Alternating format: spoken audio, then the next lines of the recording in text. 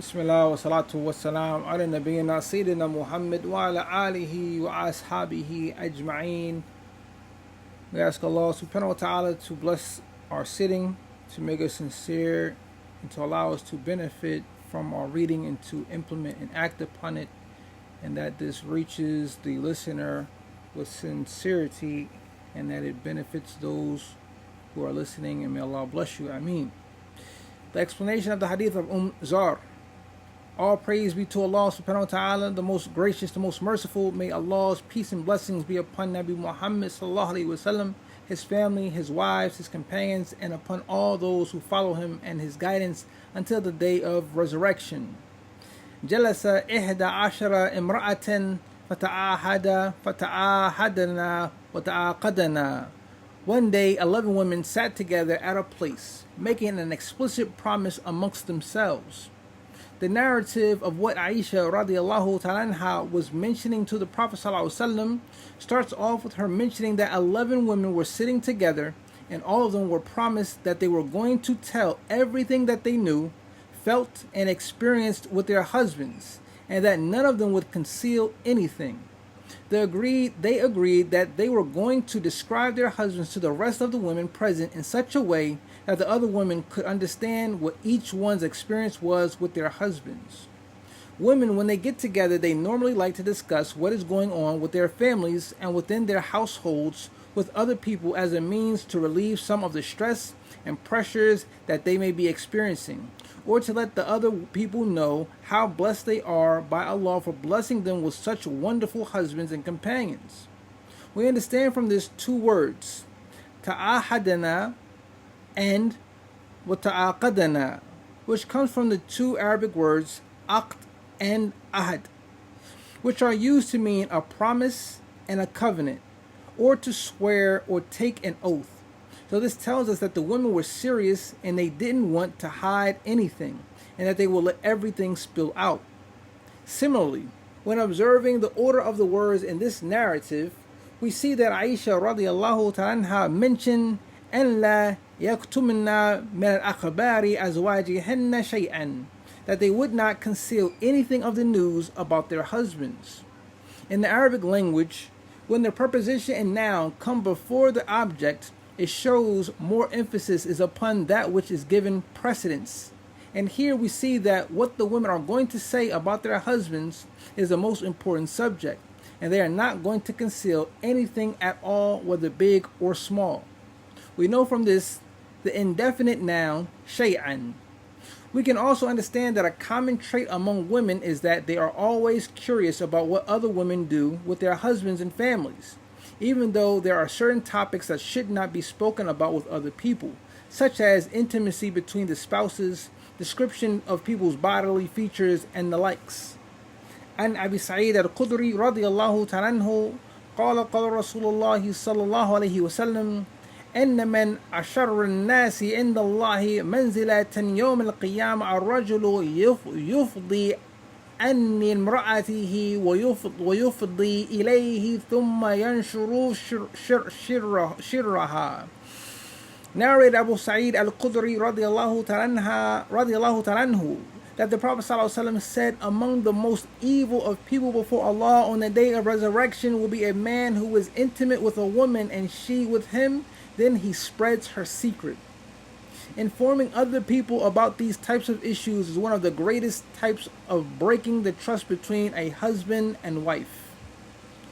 عن أبي سعيد الخدري رضي الله تعالى عنه قال قال رسول الله صلى الله عليه وسلم إن من أشر الناس عند الله منزلة يوم القيامة الرجل يفضي إلى امرأته ويفضي إليه ثم ينشر شرها. Narrated Abu Sa'id al-Khudri radiallahu ta'ala, that the Prophet sallallahu alaihi wasallam said, among the most evil of people before Allah on the day of resurrection will be a man who is intimate with a woman and she with him, then he spreads her secret. Informing other people about these types of issues is one of the greatest types of breaking the trust between husband and wife. The first woman, the narrative in this hadith of Zar begins with the first wife, who described her husband as قالت الأولى زوجي لحم جمل غث على رأس جبل وفي لفظ مسلم وعر لا سحر فيرتقى ولا سمين فينتقل. The first one said, my husband is like the meat of a skinny camel on top of a rough, rocky mountain, which is neither easy to climb nor is the meat desirable, so that one might put up with the trouble of fetching it. Zoji lahmu jabrin ghathin. My husband is like the meat of a skinny camel. Al-lahm al-ghath is the type of meat which someone doesn't like consuming. Skinny and it is not appetizing. No one would buy it. So here she is describing her husband as bad camel meat. The majority of people do not consume camel meat anyway, and in addition to that, it is bad quality of meat as well. If it was good, clean, fresh camel meat or young camel meat, then those who consume it would accept it and eat it happily. However, this type of meat described here is the camel meat which is bad because of its fat, toughness, etc., or because the camel is so skinny that no one would even look at it or even think about eating it, as it had no meat at all on its bones. A small amount of camel meat, which is of no meat at all on one's bones, a small amount of camel meat which is of no exceptional quality. So who would climb a high, treacherous mountain and tire him or herself out to only obtain a little bit of bad camel meat? The mountain is extremely difficult to climb. Perhaps we would climb it to eat whatever animal is up there, but we would really prefer that it was either a lamb, sheep, or goat on top of that mountain because their meat is far more delicious than camel meat. Basically, she wants to say that her husband has undesirable traits with him, he has bad manners, and he is very difficult to live with. His manners are so bad that whatever you try to do to please him, it still doesn't satisfy him, and pleasing him is like climbing a very treacherous mountain. She does everything in her power to please him, seeking any type of goodness in return, even if it is a little, just like the bad camel meat. This woman's most eloquent way in describing her husband is known by the analogies she mentions in comparing her husband's character and arrogance to bad camel meat. She is really emphasizing that he is stingy, cheap, and has little goodness. He is so far and isolated from everyone that no one can benefit from him, even from the little good that he has in him, and he may even harm them if they come near. Thus, her comparison of him is to a bad camel meat is very precise description that fits him well. Also, camel meat has qualities and traits that other types of meat do not have.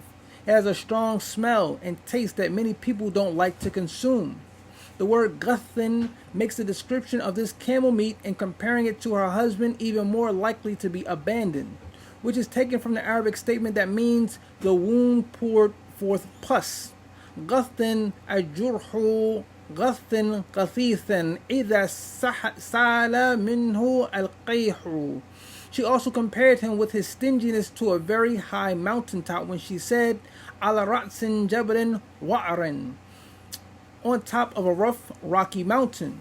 This is clearly describing him and his bad manners, that he is very arrogant with others and ridicules other people.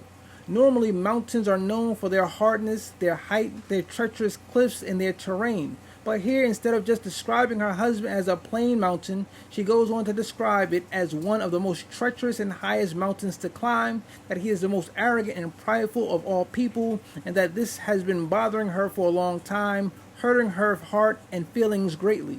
In her words, she can understand that she wanted everyone to know about her husband's bad manners, and she clarified this by emphasizing and describing her husband with different adjectives.